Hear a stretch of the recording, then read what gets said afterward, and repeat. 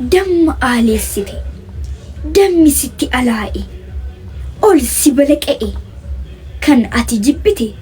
fanxoo sitti ta'e harmi ati ciniinte akka haadha siif ta'e ni beeknan barjaaloo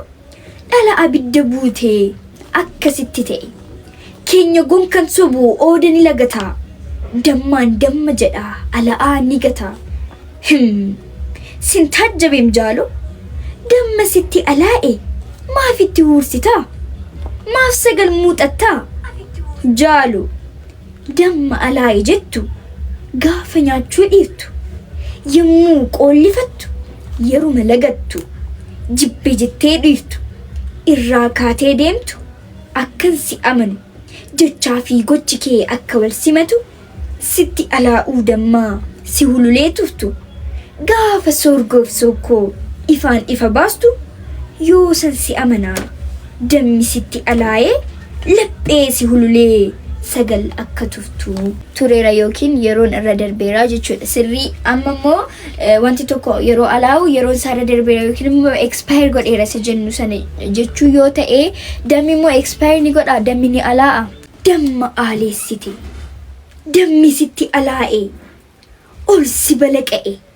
kan ati jibbite fanxoo sitti ta'e harmi ati ciniinte akka haadha siif ta'e ni beeknan barjaaloo dhala abidda buutee akkasitti ta'e keenya gonkan sobuu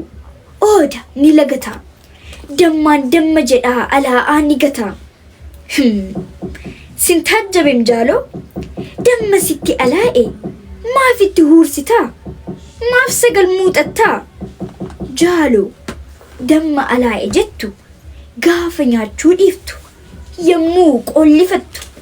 yeruma lagattu jibbe jettee dhiiftu irraa kaatee deemtu akkan si amanu jechaa fi gochi kee akka wal simatu sitti alaa'uu dammaa si hululee tuftu